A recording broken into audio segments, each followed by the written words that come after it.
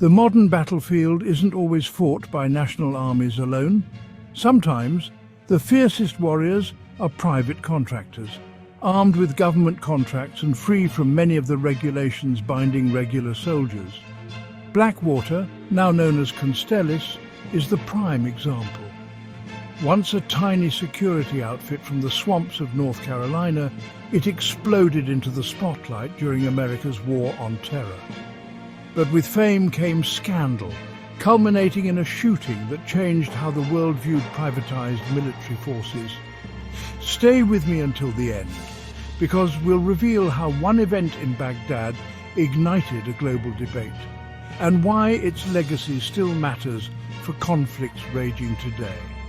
If you're curious about the hidden side of warfare, about how a private company can gain so much power, make sure to like, subscribe, and tap that notification bell. Now, let's head back to the mid-1990s, where a single idea would reshape modern conflict, merging corporate ambition with lethal force.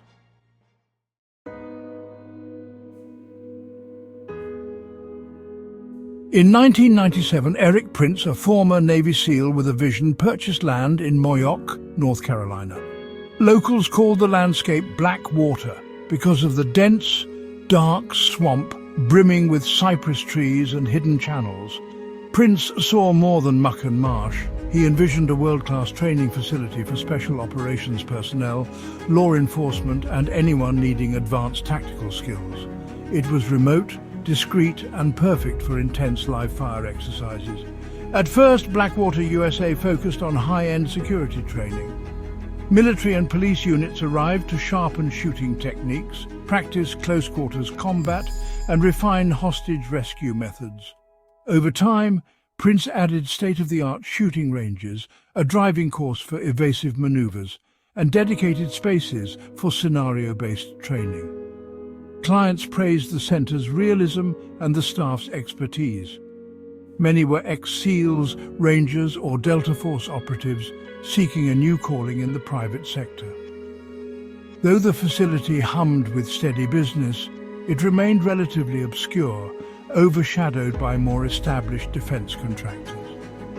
But all of that changed on September 11th, 2001, when terrorists attacked the United States.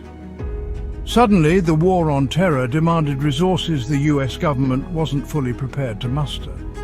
In the race to secure embassies and supply lines in hostile territories, officials began turning to private partners. Eric Prince's remote training ground was about to become the nucleus of a private military powerhouse.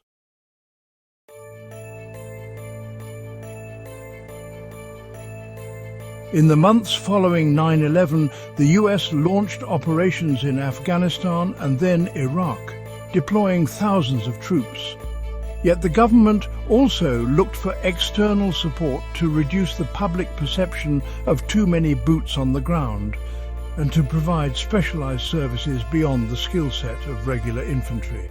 This niche was tailor-made for Blackwater. By 2003, contracts from the State Department and other agencies poured in, turning the once modest training facility into a global brand. Blackwater contractors rapidly found themselves on the front lines of Iraq, defending crucial convoys, VIPs, and embassy personnel. They operated heavily armored vehicles bristling with weaponry and wore advanced body armor. Unlike regular troops bound by strict military codes, these contractors danced in a legal grey zone. Although they were nominally under US government direction, they weren't subject to the uniform code of military justice. Observers worried that might foster a shoot-first culture, since accountability was murky. Blackwater soared in profits. Headquarters expanded, employing former special operations veterans from around the globe. Clients praised their speed, skill, and willingness to enter extreme danger zones. But critics warned that the company's growing influence meant the lines between public military and private enterprise blurred dangerously. As more contractors roamed Iraq's streets, rumors circulated of an aggressive posture that sometimes escalated minor incidents into lethal force. Over the next few years, these rumors would evolve into tangible scandals.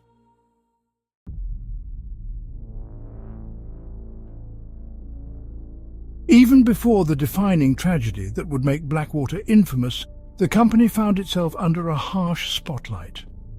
Anecdotes surfaced about reckless driving, abrupt checkpoint shootings, and a dismissive attitude towards local civilians. Some US military officers privately complained that Blackwater's men had an itchy trigger finger. But with American officials reliant on private security to fill critical gaps, these complaints were often brushed aside. Back at home, few people grasped just how extensive Blackwater's role had become. Congressional inquiries attempted to pry loose details on the size and scope of these contracts, but specifics remained fuzzy. Portions of high-level deals were classified, fueling speculation that Blackwater had stepped well beyond mere convoy protection into the realm of covert operations and intelligence activities. Yet the company publicly claimed it was simply providing necessary security solutions in a war-torn environment. By 2006, mainstream media began reporting more frequently on private contractor incidents, each story hinting at the risk of catastrophic overreach. Behind the scenes, Blackwater's leadership insisted these were isolated events, pointing to the fog of war in chaotic urban settings. But no amount of PR spin could prepare the world for Nisour Square, the moment Blackwater's name became synonymous with alleged atrocity.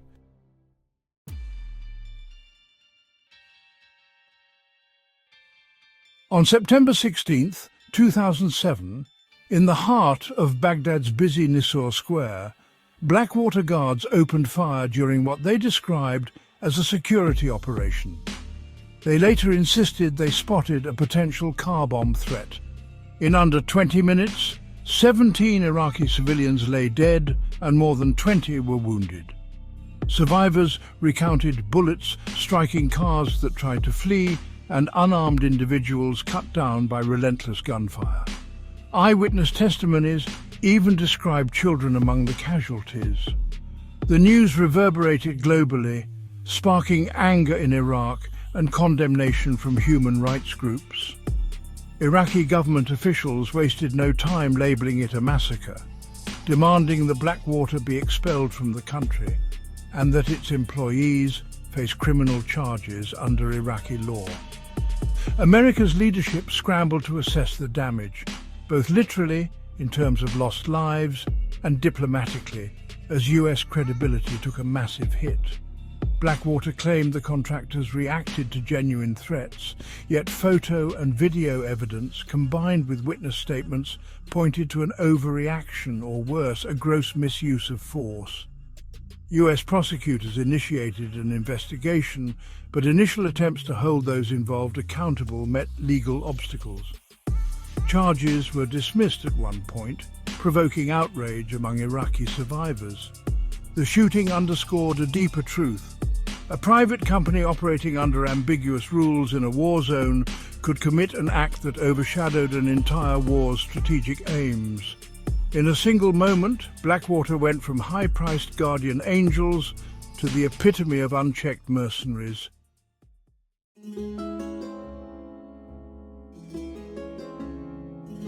Following the Nisour Square incident, Blackwater's name bled into every headline. The company's relationship with US agencies came under fire, with critics questioning how many other questionable acts had been buried under bureaucratic secrecy.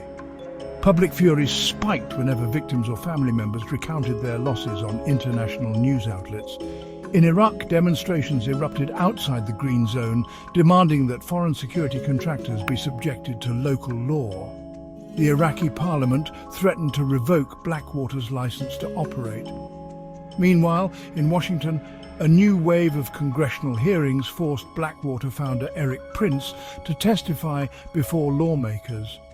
Prince insisted his employees acted lawfully, maintaining that battlefield decisions often happened within seconds in a hostile environment. But the damage was done. Western media ran front-page stories casting Blackwater as a symbol of everything that could go wrong with privatized warfare. Minimal oversight, shielded from local jurisdiction, and ultimately unaccountable to the public. Even officials who had once praised Blackwater's efficiency began distancing themselves, fearing political blowback. Whispers that the company might rebrand soon became a reality.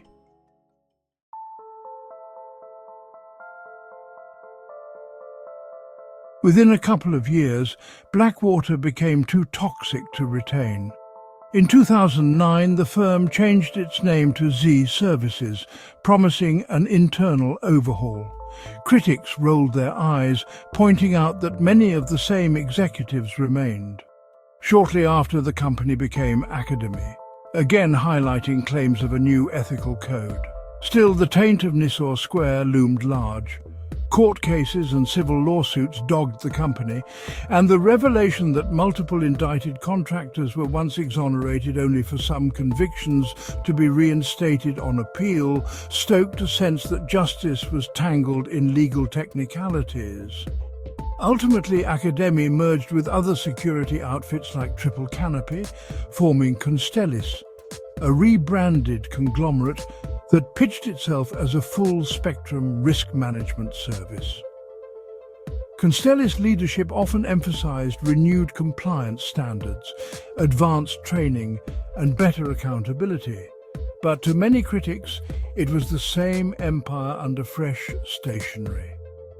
Nonetheless, major US government contracts continued, signifying that for decision-makers, necessity and short-term gains sometimes override moral controversies.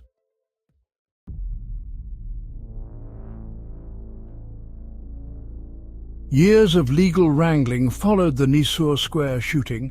Some Blackwater guards initially faced charges, but procedural mishaps led to dismissals, fueling Iraqi outrage. Eventually, multiple convictions were secured, though sentencing varied and appeals persisted. The entire saga highlighted the complexities of prosecuting private soldiers for actions taken in foreign war zones under ambiguous legal frameworks. Internationally, the event pressured governments to revisit guidelines on private military contractors, spurring treaties, UN reports, and intense debates about accountability. Yet the reliance on these companies grew. From Africa to South Asia, private military firms found more clients, including large corporations seeking security in unstable regions. Constellis remains a top industry player, living proof that even a catastrophic scandal might not derail a profitable business model. All this begs a key question.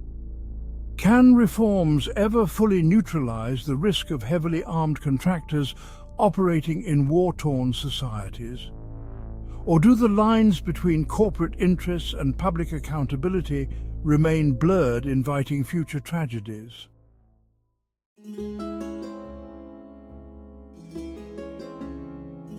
In contemporary conflict zones, whether in the Middle East, parts of Africa, or Eastern Europe, private military contractors continue to pop up, often to guard valuable assets like oil fields or strategic shipping corridors. Constellis, the rebranded entity that includes Blackwater's legacy, still functions, landing sizable government contracts for protective services. Gone are the days of calling themselves Blackwater, but the memory lingers each time a high-stakes fiasco emerges in headlines. Observers note that while some improvements in oversight have occurred, many states prefer the plausible deniability that private forces offer. A government facing public opposition to troop deployments may quietly employ contractors instead, shifting blame if something goes wrong. This dynamic was precisely what critics had warned about. When corporate profits and secrecy overtake transparency, lethal force can slip past public scrutiny. Yet supporters of private security argue that contractors fill critical roles, rescuing hostages, securing embassies, and training local armies. They claim that without private firms, the burden on official militaries would skyrocket, or vital missions would go undone. The tension between these viewpoints forms the ongoing narrative around Constellis and other major private military companies, ensuring that controversies like Nisour Square remain cautionary tales rather than mere footnotes.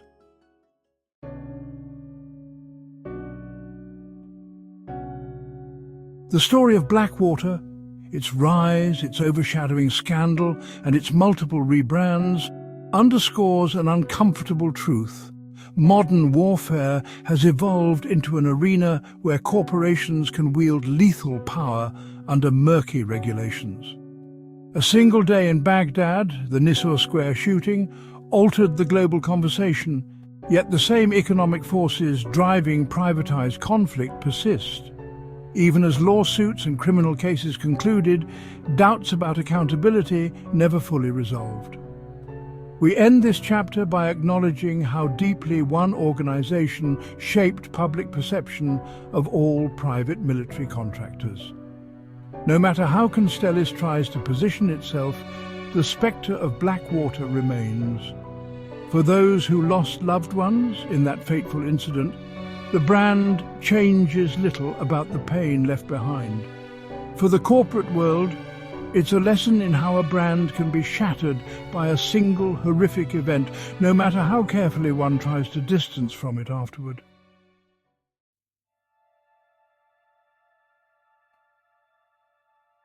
The Blackwater Company began in a North Carolina swamp, aspiring to transform warfare into a service for hire. In many ways, it succeeded. Yet this success came at a cost, etched into history on a Baghdad square stained by blood and allegations of impunity. The subsequent rebrands to Academi and eventually Constellis tried to bury the past. But while the name changed, the fundamental question of whether privatized armies can ever be fully restrained remains unresolved. As Mats Fredriksson once said, profit unshackled by accountability has no limit to its reach and no bound to its consequence.